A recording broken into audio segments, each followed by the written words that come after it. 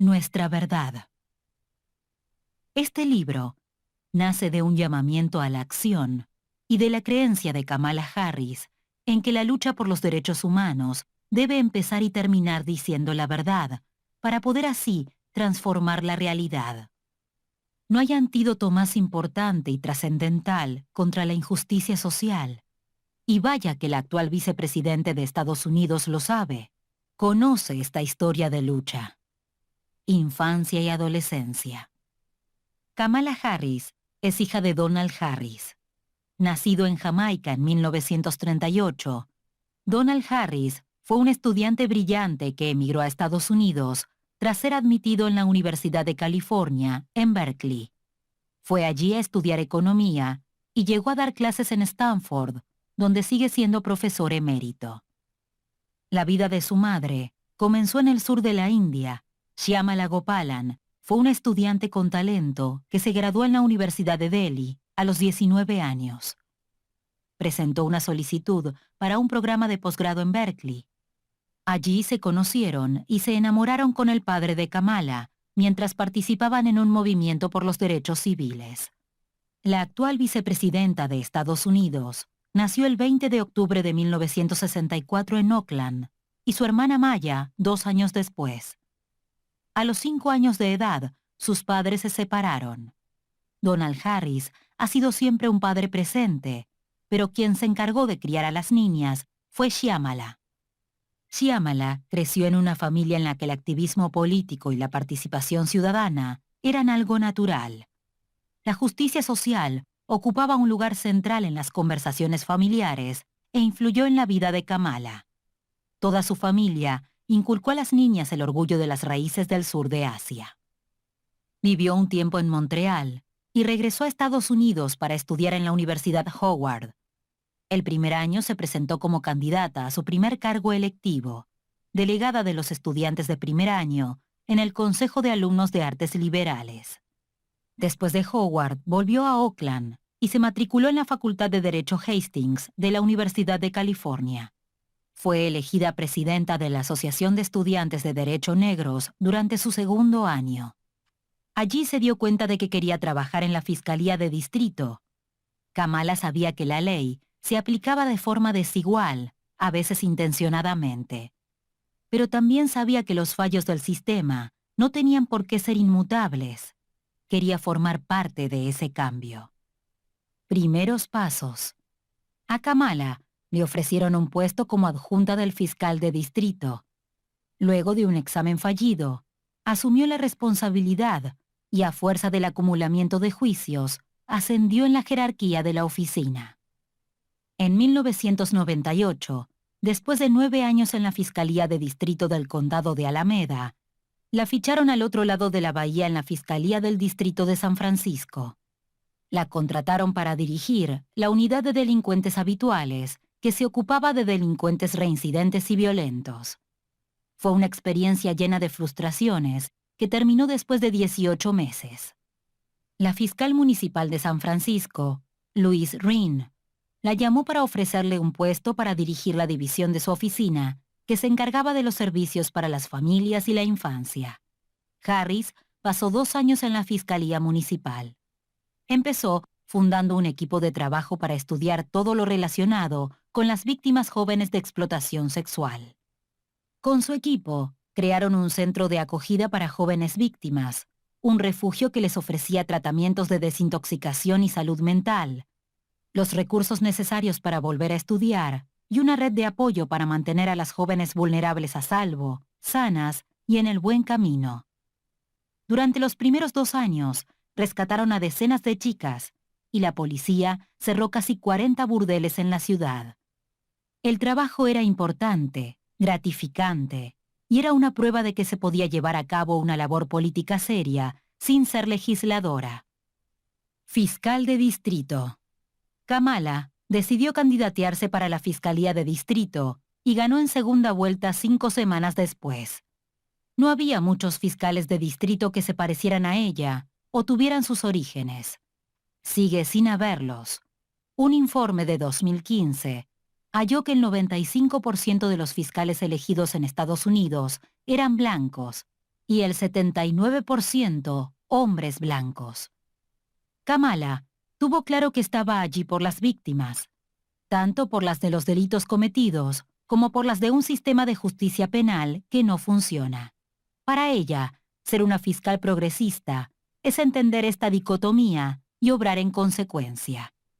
Acudieron a ella muchas mujeres y confirmó que cuando una mujer pierde a su hijo como consecuencia de la violencia en las calles, la reacción del entorno suele ser distinta, casi una indiferencia colectiva, como si fuese algo esperable. Kamala llamó a los inspectores de homicidios y les pidió que le dijeran cuál era la situación de los casos de homicidios sin resolver. A un mes de la reunión, el Departamento de Policía lanzó una nueva campaña que pretendía animar a los testigos a dar un paso al frente, y con el tiempo redujeron el número de homicidios sin resolver en un 25%.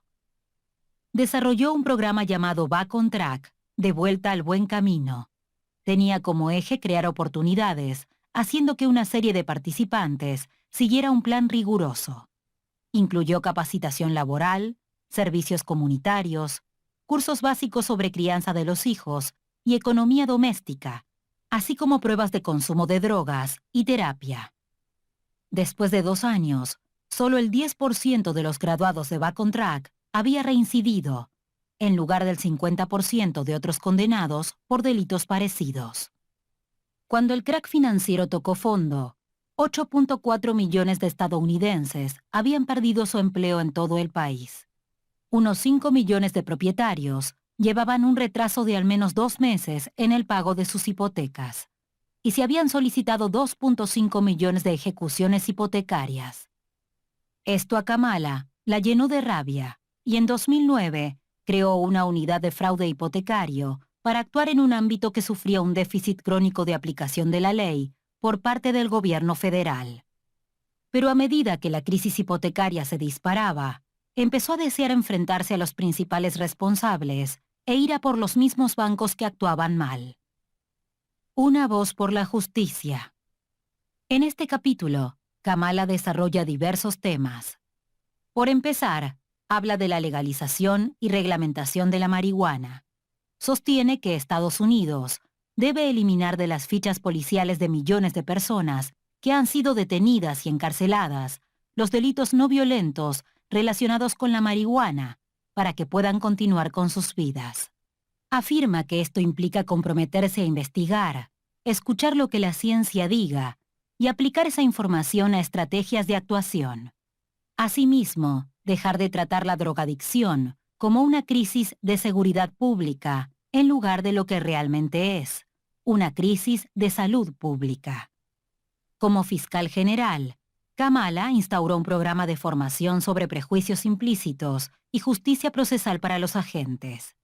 Se convirtió en el primer curso estatal sobre prejuicios implícitos y justicia procesal que se ofrecía en el país. Para Harris, la brutalidad policial debe erradicarse donde quiera que aparezca. En sus palabras, si nuestro sistema judicial no tiene consecuencias serias para la brutalidad policial, ¿qué mensaje transmite a los agentes de policía? ¿Y qué mensaje envía a la comunidad? La seguridad pública depende de la confianza de la población.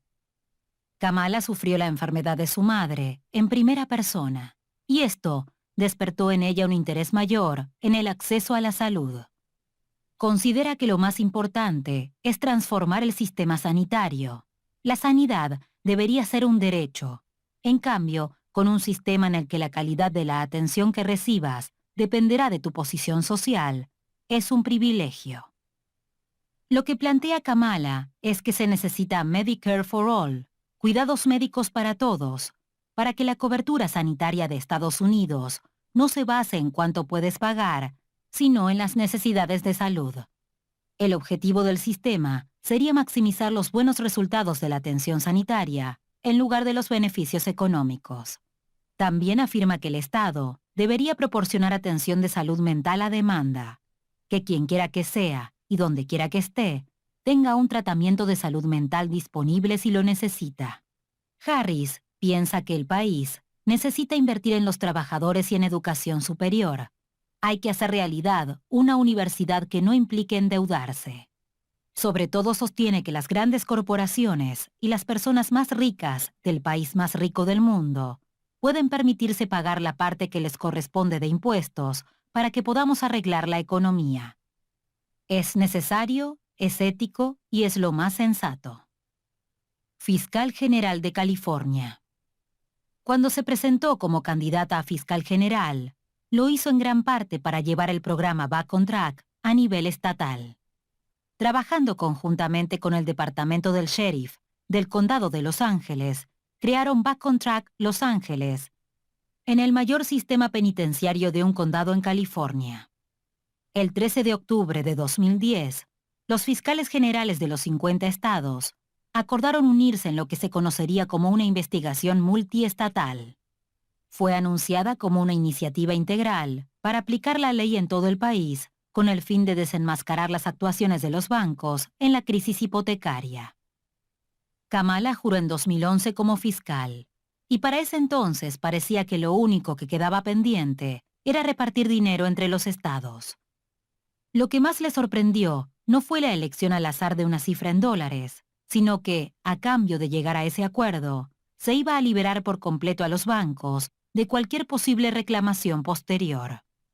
Luego de muchas negociaciones y de una Kamala muy decidida a hacer justicia, obtuvieron unos números muy favorables y, a su vez, armó un proyecto de ley llamado Carta de Derechos de los Propietarios de California, que fue aprobado, logrando lo que le decían que era imposible: ponerles un freno a los bancos. Harris también tuvo que dar una dura batalla contra la Proposición 8, una iniciativa legislativa aprobada mediante referéndum, que prohibía el matrimonio de parejas del mismo sexo en el estado. El Tribunal Supremo finalmente desestimó la proposición y Kamala auspició de jueza de ceremonia al regreso de los matrimonios igualitarios. Algo que siempre le preocupó mucho es la educación, y su oficina se unió a la ciudad y a la escuela del distrito para crear una iniciativa contra el absentismo escolar. En 2009, habían reducido en un 23% el absentismo escolar de los niños de primaria. Kamala conoció a su marido en aquella época gracias a una amiga que se vistió de Celestina y los presentó. Se casaron en 2014. Senadora. La noche electoral de 2016 no fue una noche de celebración. El tema ya no era la carrera electoral apenas finalizada. Era la lucha que estaba empezando. Al actual vicepresidente le preocupaba el avance de las políticas de Donald Trump. Ella tenía un profundo reconocimiento hacia los inmigrantes, sector sumamente vulnerado en la gestión Trump. Para Kamala, contratar a personas diversas era importante. Veteranos, mujeres, personas racializadas.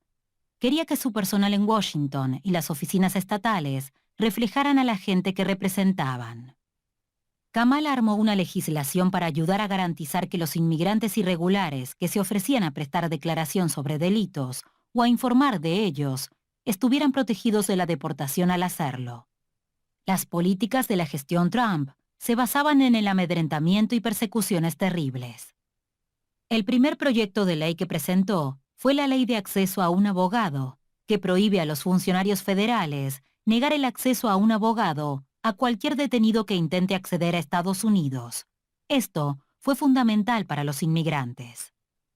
Uno de los anuncios más escandalosos de la gestión Trump fue una política de tolerancia cero en la frontera, lo que significaba que remitirían para su enjuiciamiento penal a cualquier adulto que cruzara la frontera de forma ilegal, y que esto podría implicar la separación de los niños de sus padres.